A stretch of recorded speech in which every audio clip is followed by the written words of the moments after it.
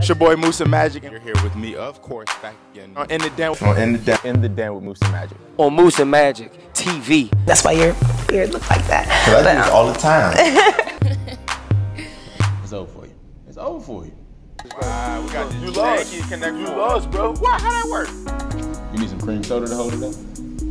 It's lit. Yeah. I'm here with the Alex Vaughn. Rico Nasty. She's an internet sensation, y'all. Soda. SO. Just why that Some of big Baltimore. Chaz French, how you living, Chaz? Good, bro. Ace, what's up, man? How you What's doing? up, man? How you doing, man? You've been here In the Den with MusaMajic. In the Den with MusaMajic. MusaMajicTV, bitch. You know whatever you doing, bitch. Go Chaz. You're back in the Den for a special episode. You know the good people at MusaMajicTV had to expand outside of their normal field of scope. Although we're international, baby. We're in Philadelphia, Pennsylvania. Some good people over on the Miles Chancellor camp reached out to us. They said, we want y'all to come out to Philly. So we said, what's up? Pulled up with a cheesesteak. Actually about to get the cheesesteaks after this. Shout out to my man Hassan because he went to go get a brother a latte, and here I am thinking he came back with cow milk. But my brother understand, you feel me? Sometimes the cow milk, it don't adjust right in the intestinal passageway, you know what I'm saying? So he came with the almond milk. No, not too much free promo for Starbucks, but I'm here with my man Miles Chancellor. How you feeling, brother? What's good, man? All right. So how you feeling, man? You just dropped the tape. Moral Compass is out in the streets, going crazy. Yeah. 267, talk to me about it. No, the 215. 215. Oh shit, that's like 267, like Yeadon, Upper Darby. Yeah. No, 267 is like when they ran out of the 215 number. Damn. So it's like, yeah. That's crazy. You Shout stand out, if you got 215. shout out all my 240 niggas for the niggas that ran out of 301 back home.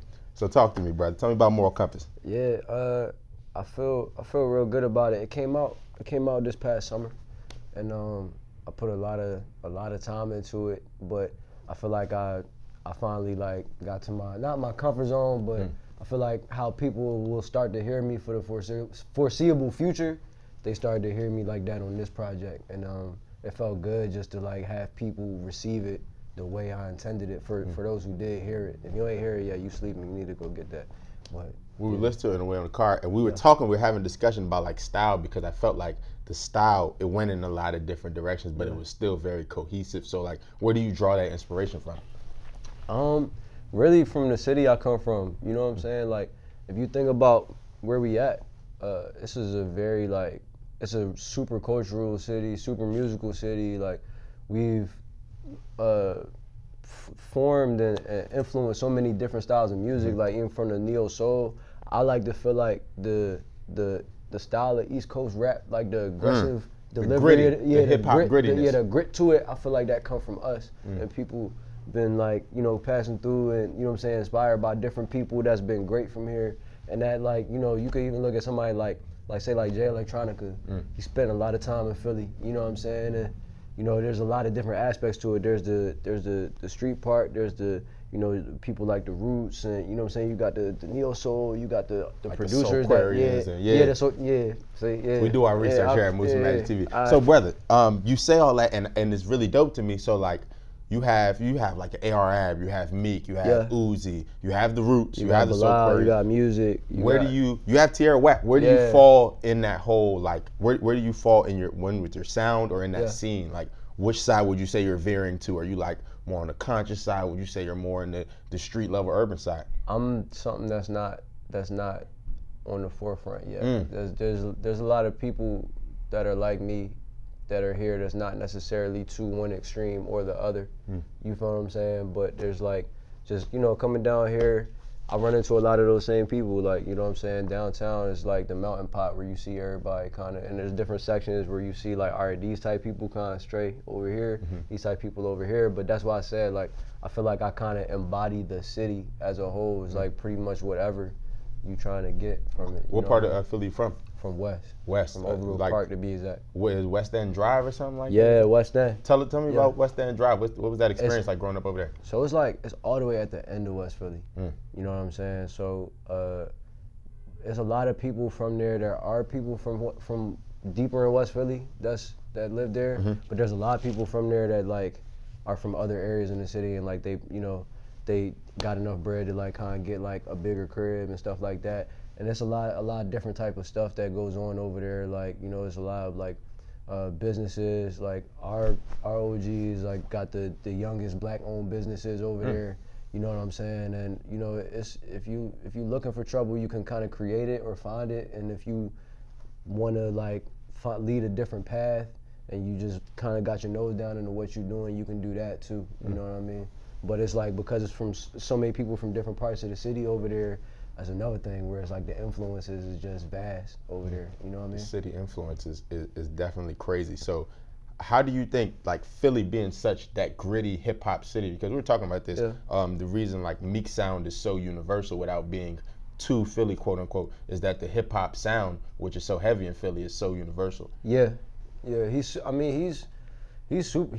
super Philly, man. Super like, Philly. Meek is like, if you know, from the way Meek talk to like the way he interact with his friends, to like a lot of the stuff about what Meek does, even the people that he brings up in interviews and like the stuff that he be focusing on when he come back here, he's shedding light to like the actual stuff that, you know, people be interacting with in Philly, or the way people talk, the way people think. You know what I mean? Like, it's, you know, I feel like we have a thing, like even that him being like labeled like the realest rapper in the game, like at a point is like, we have a thing about us where it's like, if we feel something, we kind of gotta like, it's gonna come out at one way or the other. You know what I'm saying? So it's like, just the way that he be like addressing stuff like that, you know what I'm saying? Like, it feels like we being represented by the right person. You know what I mean? Damn, that's dope. That's dope. But up next is Miles Chancellor. He about to represent for Philly real soon. Big facts. So make sure you got your ear to the streets. So talk about your collective. You were talking about TCD. You got a bar where you said you should have told your man to burn his TCD shirt. Oh nah. All right, so that might have been a little. Yeah. Give me the knowledge, that might have been a little misunderstood. So like, and this, I'm actually like somewhat cool with this guy now that I was talking about. Okay. But we had a mutual friend, and like, you know, we had like a issue of sorts, and it was a little bit more. I didn't know how deep it was in that sense, you know what I'm saying? So I sent I said that bar to make the point of like, yo, he has a mutual friend of ours that got a shirt to burn it because of how much he don't bang with me. So I'm like, damn, I didn't even know it was that deep, bro. Hold up. Shout out to the accidents going down the street. Let me tell you, y'all hating ass niggas something. If you first of all, if you copping fits, copping clothes, copping merch to hate, you wasting your money. I'm gonna let you know that right now. You wasting your money. If you gonna cop merch to hate, that's like saying I'm gonna buy a MusaMajicTV t-shirt coming soon. Shameless plug.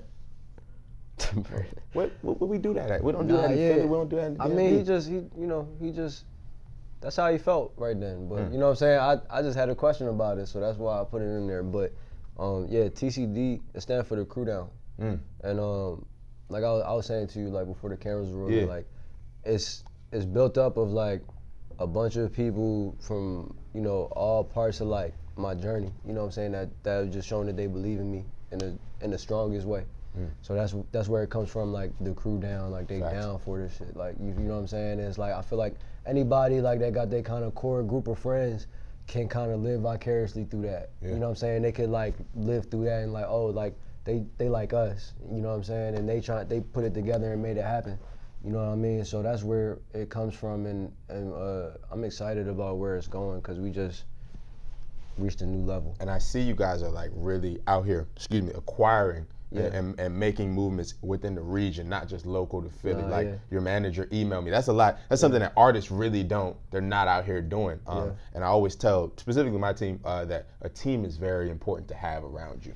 Because if you're a creator, if we're all creators and you don't have a team with you trying to propel whatever y'all are doing, you can't. You know what's crazy, man? Like, for the past like 3-4 years or whatever, like how I've been navigating through the city scene, I always thought like what I was working toward, not always, but like I think at a certain point I thought what I was working towards was like a deal or like the first big break or like trying to make it, you know what I'm saying? And what I was really working towards was building up the right team. You get what I'm saying? Great point, Yeah, because it's like once that falls into place, then everything else just starts.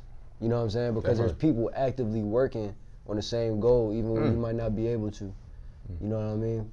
So that's just something that, you know, for other artists coming up out there, like, you know, start with, you know, not surrounding yourself with like a bunch of other rappers and like go find producers and stuff, but like that's kind of where it started for me. You know what I'm saying? Like I started finding producers, I got my engineers, I started like interacting with people that could fill the roles that I needed to fill, and sometimes I didn't even know it. Sometimes it was just my friend for a while, and then it just came around like that. You know what I mean? Can you? And you talked about constructing a team. I think all those pieces are super important. Something that I think is definitely overlooked in like younger indie rappers is that engineer, like a good engineer. We're listening to music, and that's something Shout out pointed Just, out. man. Shout out Justin.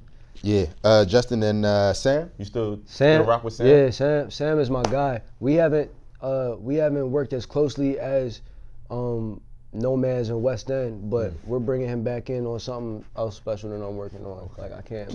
Can you speak on the importance of just having those core audio people who are not necessarily the rappers or necessarily the producers for that matter, like having those engineers to really mix and master and get that sound where you need it to be?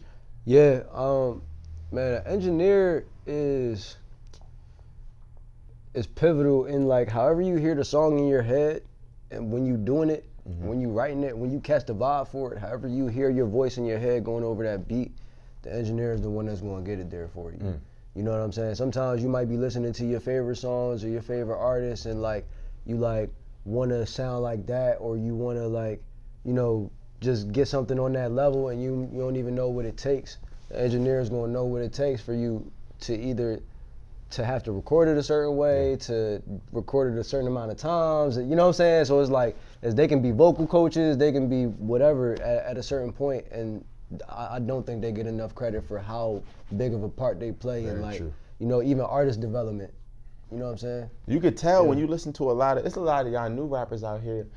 I could hear the beat is fire, but I don't hear your lyrics, brother. Your lyrics sitting right under here, right under the beat. It's mad 808s, ain't no verses. Speaking of verses, you have great song structure. Wow, thank you. Tell us about your process in general. Like, people don't necessarily even know song structure. I'm talking about refrains, hooks, verses.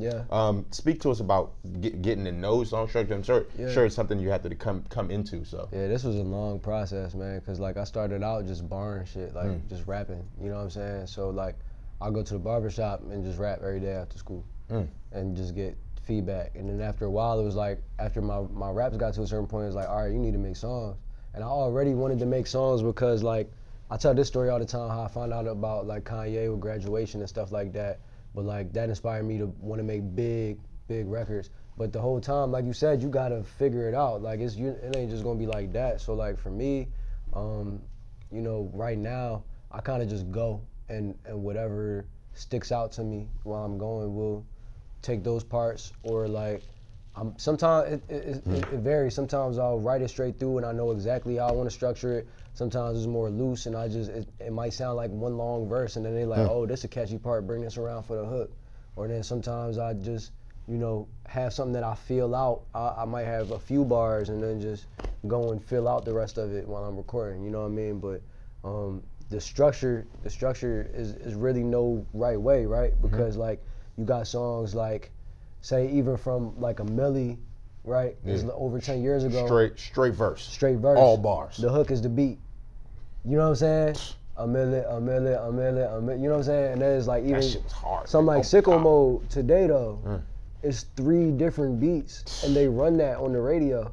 You know what I'm saying? So it's just about what feels good, feels the best. You know what I'm saying? Honestly. That's a great point, because you said this really dope quote, music is meant to be felt, not thought about.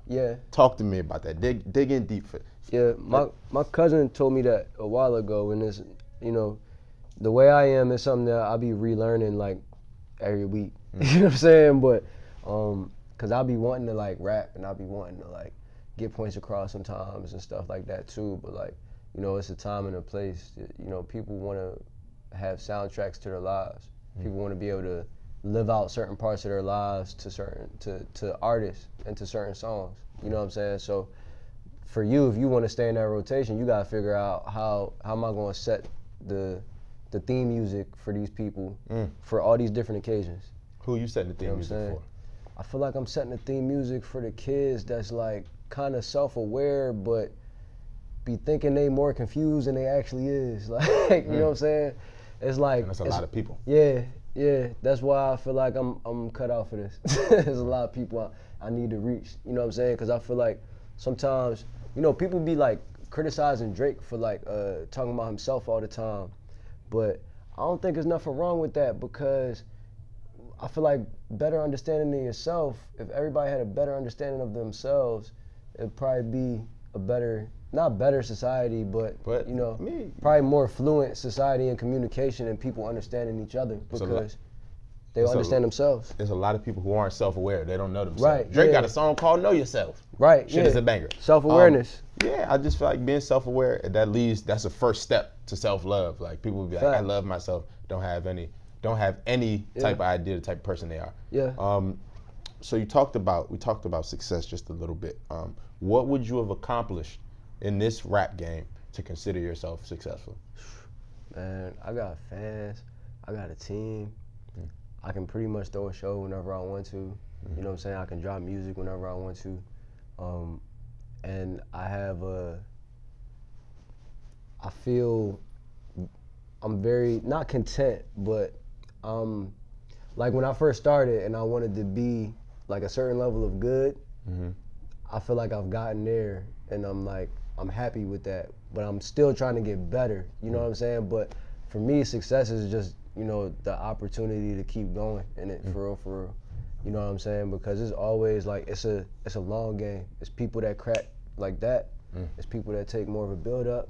It's people that you ain't see coming, you ain't even see where they started from. You feel what I'm saying? So it's a lot of different ways it can go, but I feel like success is just based off of like how you can just keep it going, because even people that we deem successful and stuff like that, their careers hit short ends. Niggas go to jail, niggas fall off, you know what I'm saying? So it's like, even once you get where you think you try and go, it could be something that is not really, you know, what you ready for or what you trying to do even. You know what I mean? So, I mean, one thing you didn't say, which was very dope to me, and I'm telling like new artists, especially artists with a following, don't sign a deal. Yeah. And if you do sign a deal, make sure you own your masters. Yeah. Make sure you got. That's very important. Make sure you got everything. So how would you feel if let's say a Def Jam offered you a deal tomorrow? You signing that deal? And if so, on what pretense? I mean, you know, I'm open for a conversation. Always open for a conversation, but you know, you're not just going, you can't buy me. You know what I'm saying? So I think that's the thing with that. It's like, we can have a conversation, but I'm not really easily swayed with money. You know what I mean? It's more so, you know, I got a team for a reason.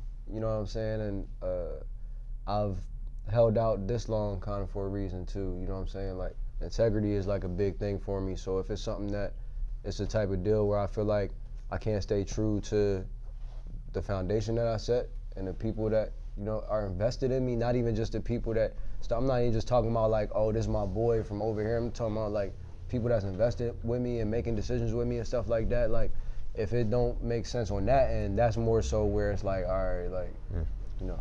It's a great point, man. It's been a pleasure to have you in the den. Yeah, it's been a pleasure. Been a pleasure. Anything you want to ask me, brother? I never asked nobody. This is Ask Questions with Magic. It's a section where I just created off the top of the dome. That's crazy. You kind of put me on the spot. It's okay, but baby. I'm an open book. But let me see. All right, you listen to this shit on the way over here. What's your favorite, like, even if you don't know the song titles, like, what was like something that, like, what caught you like the most off the project? The hook on Wolves. I know that's not on Moral Compass, but I was singing, how that joint go?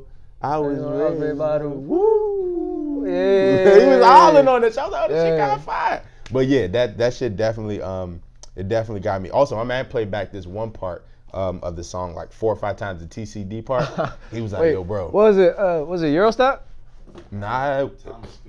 Place and Time? Yeah, Place and Time. He was something about, I should have told him to burn the TCD shirt. I was like, oh, damn, nigga not rocking. Shout out to the crew down. We not burning no shirts unless you a hater. If you burn the shirt, just remember they burned LeBron's shirt. Oh, shit. That's actually a really good point. They burn, first of all, if they're not burning your shirt, who are you? If you ain't got no haters, you ain't popping. Miles Chancellor, thank you for coming to the den, brother. Shout out to, we're at Common Ground, Philadelphia. It's mad shoes out here. I'm about to cop me some Vapor Max jumps if I can find them. They say John in Philly. About to get a cheese I hope we steak. come back to the register, bro. Facts. Niggas be mad when I eat Cheese Whiz instead of Provolone. That's the oh shit. They're not fucking with me. God bless. We out. We was here. We was out. Philly 215, not 216.